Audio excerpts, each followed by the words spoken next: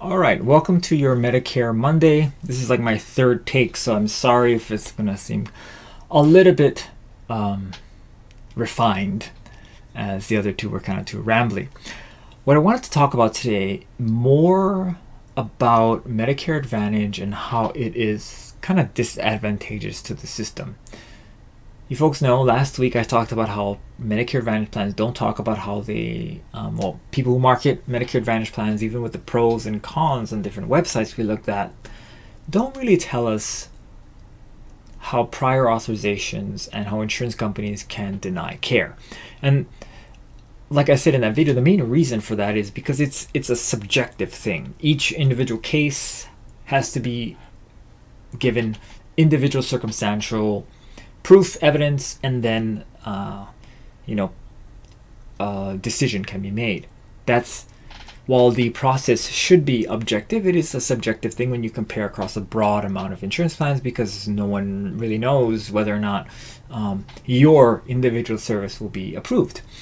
Now, Medicare Parts A and B, they have prior authorizations, but the prior authorizations are very small. The amount of prior authorization required services, and typically I guess you could call it, the way that physicians were to get those are pretty standard. Whereas insurance companies, Medicare Advantage plans, they have all kinds of different, I guess you could call it, metrics to meet in order for patients to get care, and that is, in quotation marks, their value add or their competitive advantage. Now, there's one other place other than the patients and the doctors that Medicare Advantage plans are not good. And today I want to talk about those things. So first, let's look at the magnitude of Medicare. Well, Medicare comprises of 12% of the federal budget in 2020. Medicare is primarily funded by taxpayer dollars, people who are paying the Medicare Part B premium, and people who are paying into current payroll taxes.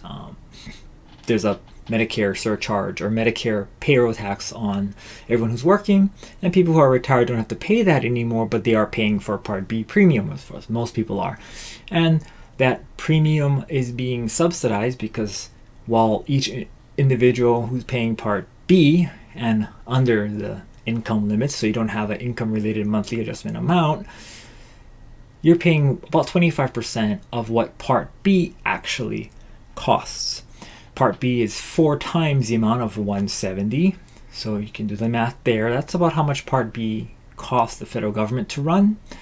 Each individual beneficiary has their own copay and deductible for Part B.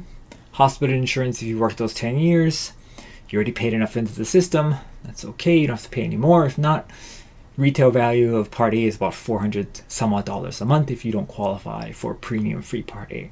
So you can think about it as Medicare insurance is roughly $1,000 a month.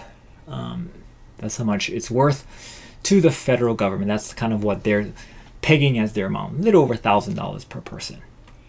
Now, with that said, there's 65 million people on Medicare, and you can think $1,000 a month for medical benefit that the government is kind of allocating is quite a bit, right? $65 billion a month. That's 12% of the federal budget and 20% of the national health expenditures that are being processed and paid for in this country. Quite a big amount, right?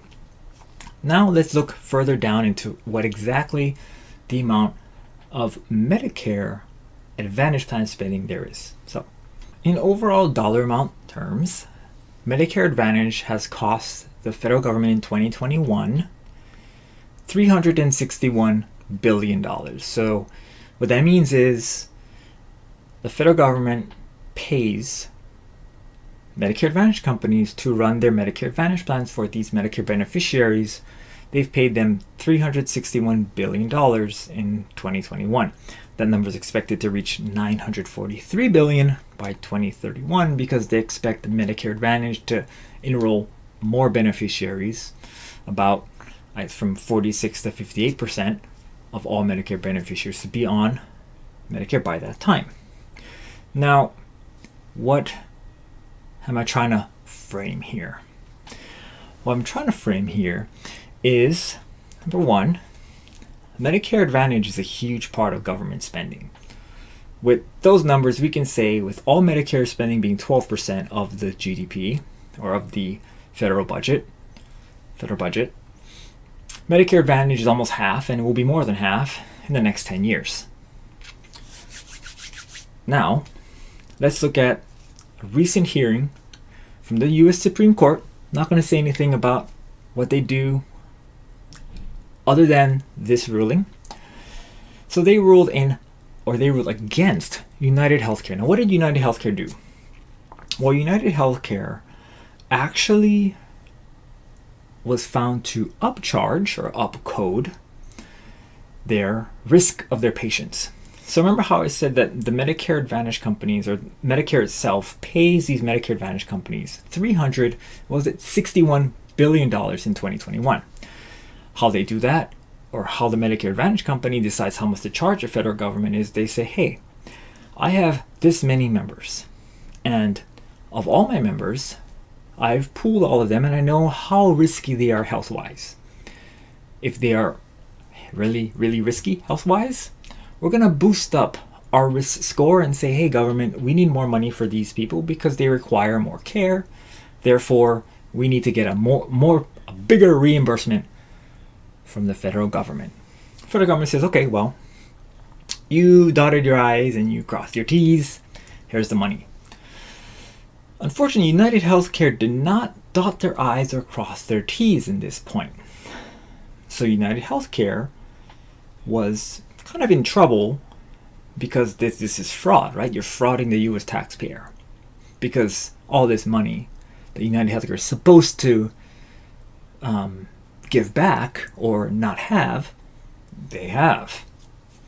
The amount is undisclosed in the settlement or in this court hearing, but according to MedPAC, which is that wonderful slideshow that I talk about a lot of times on my channel, they kind of objectively look at the metrics of Medicare spending and provide the government with certain kinds of recommendations based on a financial accounting standpoint, which they have pretty much said that Medicare Advantage has never worked as far as their original objective, which was to save the government money. Medicare Advantage has always cost the government more money. So they didn't save money. And they said that actually Medicare Advantage plans have overcharged the federal government by $12 billion. And actually in 2016, they have overcharged them by $16 billion. And if you were to roll the math back, that means in 2016, Medicare Advantage plans have overcharged the U.S. government by, get this now, for every dollar that Medicare Advantage companies collected from the federal government, 10 cents of that is an overcharge. That means that all the Medicare Advantage, not all of them, but collectively all of them, overcharged the federal government by quite a bit, right? 10 cents to every dollar. It's not like it's a small accounting issue. It's a pretty large issue. And it's coming out of not the Medicare Advantage plan members, but the taxes that all taxpayers pay. Okay, so remember how Part B increased quite a bit from 148.50 to 170.10 in 2021 to 2022 for a drug that unfortunately doesn't work, and because it doesn't work, or they say it doesn't work, even though it got FDA approval somehow, that drug was said to cost the Medicare Part B a lot of money because it's the only drug in its class and it has to be covered due to Medicare's coverage guidelines. They have to have a drug covered for every diagnosable, treatable illness that's covered under Medicare. And of course, Alzheimer's dementia is something that is covered and treated with Medicare. So they had to cover them. No choice, hands tied. But because number one, Aduhelm, which is that company, reduced the cost of the medication by 50%, and, well, it doesn't work. Medicare said, why don't we find a way to give the money back to the people? Unfortunately, through whatever legislation it went through, that did not happen, and they decided we're going to just push the savings forward. And instead of maybe raising the premium next year, we'll just hold off. All right. So what exactly then is happening? So there's a lot of things happening. U.S. Supreme Court, good job on them for ruling in favor of the government and Medicare beneficiaries and taxpayers. But why is this happening? Well, I can't say for sure, but there's an article here that I found and I'll link to. And it says that Joe Biden, we know, and I talked about this, he raised the amount of reimbursement that Medicare Advantage plans are going to get from the federal government by all across the board 8.5% increase. Not surprisingly, he received a lot of money from healthcare industry in 2020 for his election campaign, the $247 million. 8.5% on a $363 billion industry. That's a lot of money. And that could be one of the primary reasons why this is happening. A lot of legislation that has gone through to kind of, I guess, nail down these Medicare Advantage plans has been, though widely accepted by members of Congress, nothing really has been done. And many times, even with this Hospital Transparency Act and everything, they're kind of backpedaling because number one, how are these hospitals going to do this? A lot of times the costs are so convoluted because each insurance company reimburses a different amount. So it's going to look really weird when these prices come out, and it's going to confuse most likely the Medicare or any health payer, myself included, who has to look at these hospitals and figure out how much I'm going to have to pay based on all these different reimbursement schedules and all these different insurance companies which have individual plans which have different reimbursement rates, which also correspond to a different co-insurance rate if I have a co-insurance plan. Plus I got the deductible to figure out. So a lot of this legislation is more of a smoke and mirrors kind of a game. Now, Medicare Advantage spending. Is it for, and this is, I'm going to take a little tangent here. I initially had thought Medicare Advantage was good. Here's why. Medicare has all this money for you, right? Now, if you don't use all this money, it just disappears. It goes to someone else. Medicare Advantage companies will help you take, let's say, that $1,000 a month and put it toward things like gym memberships, dental benefits, things that you can use. Right? Yeah, I mean, they lower your co-pays. I mean, they might have a network, but if you're in a metropolitan area, a highly urban area where there's tons of doctors, everyone's probably in the network, you have a PPO, easy, right? Plan might be $55, $60 a month. The alternative is a MedSup, which will cost you $120, $140, $150, and a drug plan, which is another like $50, perhaps $200 out of pocket every month to pay for a plan. Who wants that when you can get almost the same thing for free sometimes, right? $0 per month. Sometimes they even give you money back for joining these plans. But for those people who do not extract value from these Medicare Advantage plans, maybe giving up a lot when it comes time to get the services. So what I do is I help people get the most out of their Medicare Advantage plans. Why not, right? It'll help the member get more for their money. But I didn't think about the flip side, whereas these Medicare Advantage companies are not only extracting value from the government, they're also extracting value from the Medicare beneficiaries. And then when it's time to pay up, time to make good on the promises they make to both the federal government by saving Medicare money and the member by helping them when they need the insurance the most, they break their promises on both sides. We saw last week about how prior authorizations really hurt patient care, and physicians have to spend extra days that they're not paid for to get claims processed through prior authorizations and referrals and all that kind of stuff, right? So that sucks for the member. On the side that we're talking about today, it looks like Medicare is saying that Medicare Advantage companies are saying their patients are sicker than they really are to try and get more money from the government, not to get more benefits to their member, because as we found out last week, they don't. They're doing it, they're getting more money, even more money than they should be getting in the case of the United Healthcare and their Supreme Court case, to collect even more money from the Medicare beneficiaries through not only the Medicare beneficiaries who are paying Part B, but to everybody working who are paying into Medicare now and paying taxes, as we saw that the federal budget allocates 12% of all of its money to Medicare, and about half of that now goes to Medicare Advantage Plans. So about 5-6% of the US federal budget is being paid fraudulently to these companies. We could be saving 1%. 1% is huge. We could be providing all kinds of good stuff to the school. I mean, I haven't seen the federal budget lately, but I'm assuming it's a lot of money, that 1%. Probably in the $100 billion mark. Could go a long way for our teachers, education, just to name a few, social services maybe. I don't know. But it's not. So what can we do? Well, we can choose these Medicare supplement plans that are expensive, kind of expensive, but the value is there, right?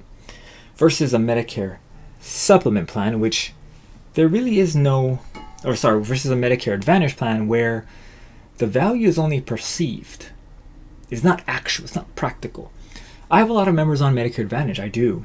And, for some people, and I hate to sound like I'm talking out of two sides of my mouth, but for some people, Medicare Advantage is really the only way they can get affordable care. Because if you have a Medicare supplement plan and you can't afford it, then you won't be getting care at all. And if you have just original Medicare and a drug plan, it's really expensive. Hospitalization, $1,556. That's a lot of money to pay for. In addition to that, that number keeps going up by almost $100 a year. I think it went up by like $80 this past year. And the Part B deductible, $233, that goes up every year. 20% coinsurance, that could wreck someone's entire savings account if they have cancer, right? 20% coinsurance on cancer. They got to pay for the Part D drugs. That could be, you'd be calling around relatives, GoFundMe, at that point. So Medicare Advantage does have its place. But I don't think there's an answer right now, right? Obviously, I talked about this before. I don't have an answer.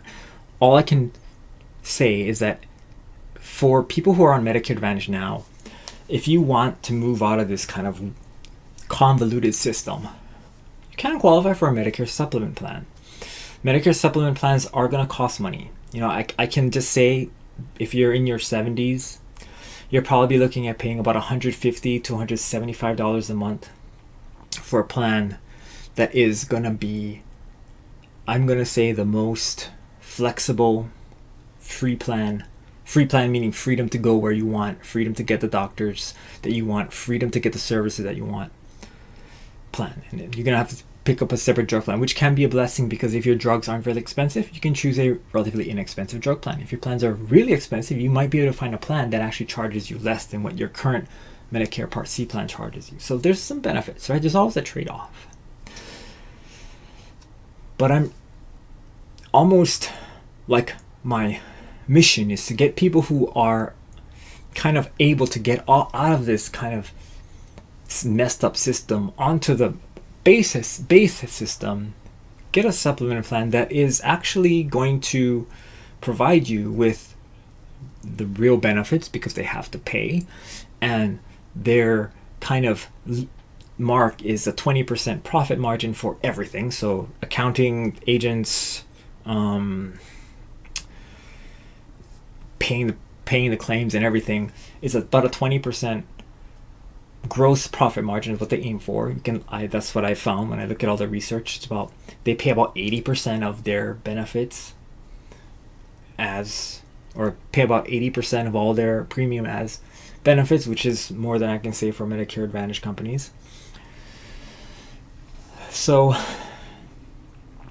for me, that's kind of what I'm pushing for. And if you have any friends or family members who are on a Medicare Advantage plan, not through like a private company, because those guys, unfortunately, they got corrupt at the higher levels, so I can't really touch them. They're getting compensated. The company is getting compensated, so that's completely different. I'm not even going to talk about that. But for people who are on what we call an individual plan on Medicare, and they're on a Medicare Advantage plan, and they want to find out if they can qualify for a Medicare supplement plan with a Part D drug plan, this next AEP period is going to be the time to do that. Because what they can do, if you send them this video, they can fast forward to the end if they want, right about now. During the AEP period, you can actually move from a Medicare Advantage plan to a Medicare supplement plan. And this is how you would do it. You would apply for a Medicare supplement plan, get underwritten. It's not too hard. Pretty much you can't have been in the hospital for the last 2 years. You can't have any really serious diagnoses like cancer, or have like a chronic kidney disease or major things. We can talk about that if you want. Give me a call, send me an email. Let me know what your chronic conditions are or major health conditions are. We can discuss. We apply for the Medicare supplement to start on January 1st of the following year, 2023. Then we apply for a PDP, as a Medicare Part D drug plan. A Medicare Part D drug plan will automatically disenroll you from your current Medicare Advantage plan on December 31st, 2022. Then your Part D drug plan will automatically start on 1/1/2023, which disenrolls you from the old stuff. Now you have a Medicare supplement and a Part D prescription drug plan. Now, if you don't qualify for the Medicare supplement plan, if you don't, then within our kind of scope of what's available to you on the Medicare Advantage space, we can decide. And I'm going to try my best. I'm not a doctor. I'm not a medical coder. I'm not a medical biller. But I'm going to do my best to try and put out as much information as I can for people who are on Medicare Advantage plan to get their Medicare Advantage plan to help them pay, right? This is going to mean you're going to have to work with your doctor. You're going to have to work with the staff inside the office who are doing this, and you have to be patient, because that's the only way that you can kind of get through this convoluted system. Now, the system is supposed to pay for these things. It is, as convoluted as it is. But it takes legwork. And I don't want you folks to be kind of stuck in that legwork if you don't have to and if you don't need to be, because either one, you have the resources, or two, it just makes more sense for you. So if you have any questions on anything I said today, let me know. I'd be more than happy to make more videos about it, provide you with more resources. And that's that. You have a great rest of the week, and I'll see you in the next video.